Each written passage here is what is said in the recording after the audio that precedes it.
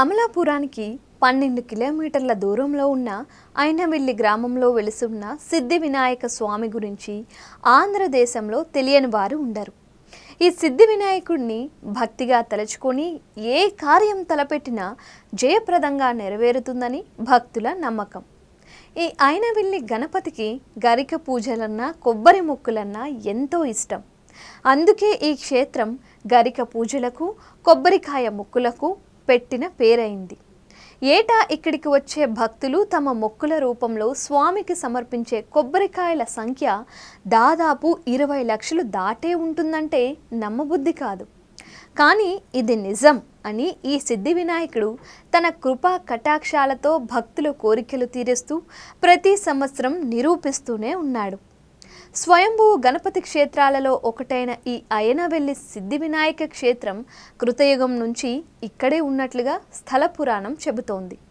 14వ శతాబ్దంలో శంకరభట్టు సంస్కృతంలో రచించిన శ్రీపాద శ్రీవల్లభ చరిత్ర అనే గ్రంథంలో ఈ క్షేత్ర ప్రస్తావన ఉంది. దీని ప్రకారం క్రీస్తు శకం 1320లో శ్రీపాద శ్రీవల్లభులు జన్మించినట్లు, వారి మాతామహులైన మల్లాది బాపన్నావధానులు అయినవిల్లి క్షేత్రంలో స్వర్ణ గణపతి మహాయజ్ఞం జరిపినట్లు తెలుస్తోంది. ఆ సమయంలో చివరి హోమంలో ఆహుతులను అందుకోవడానికి సాక్షాత్తు ఈ సిద్ధి వినాయకుడే స్వర్ణ కాంతులతో వచ్చి అందరికీ దర్శనమిచ్చి దీవించాడు. ఇది జరిగిన కొద్ది కాలానికే శ్రీపాద శ్రీవల్లభులు జన్మించారు.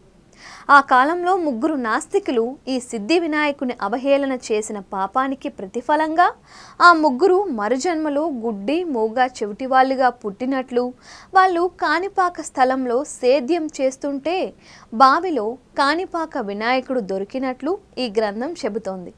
దీన్ని బట్టి కాణిపాక వినాయక క్షేత్రం కంటే అయినవిల్లి సిద్ధి వినాయక క్షేత్రం ప్రాచీనమైందని తెలుస్తోంది. దక్ష ప్రజాపతి తన యజ్ఞ ప్రారంభానికి ముందు ఈ సిద్ధి వినాయకుని పూజించాడని స్థానికులు చెబుతారు. అందుకే పూర్వం నుంచి ఈ స్వామివారంటే భక్తులకు అపారమైన నమ్మకం. సిద్ధి వినాయక స్వామికి ప్రతినిత్యం రుద్రాభిషేకాలు, అష్టోత్తర పుష్పవర్చన, పుస్తక పూజ, అన్నప్రాసన్న, అక్షరాభ్యాసాలు విశేషంగా జరుగుతూ ఉంటాయి. ఉభయ చవితి తిథులలోనూ, దశమి, ఏకాదశి తిథులలోనూ, పర్వదినాలలోనూ ఈ స్వామికి విశేష పూజలు జరుగుతాయి.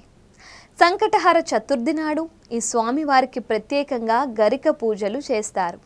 వీటితో పాటు సకల ఈతిబాధ నివారణార్థం శ్రీ మహాలక్ష్మి గణపతి యాగం కూడా చేస్తారు. వినాయక చవితి నవరాత్రి మహోత్సవాలు ఇక్కడ చాలా ఘనంగా జరుగుతాయి.